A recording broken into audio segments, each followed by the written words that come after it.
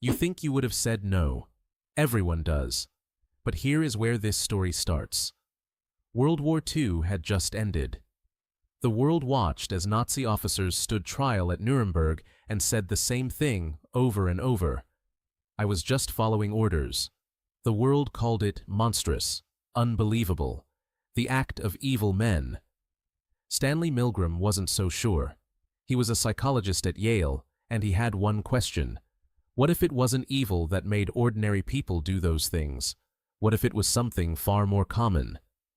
So, in 1961, he ran an experiment.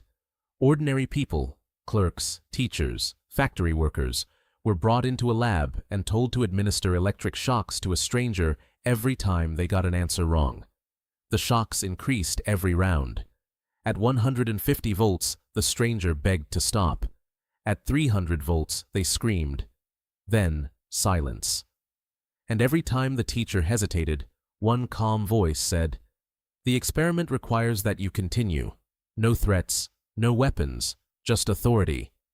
65% went all the way to 450 volts. The maximum. The zone on the machine marked XXX. The stranger was an actor. The shocks were fake, but the obedience was completely real. Milgram had his answer. It wasn't that Nazi Germany was filled with uniquely evil people.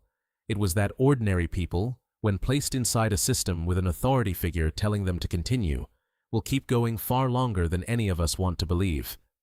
The soldiers at Nuremberg weren't lying. That's the part that should unsettle you. You think you would have said no. 35% did. They stood up, pushed back, and refused. But the other 65% were just like you. Normal lives, normal values. And they kept going anyway.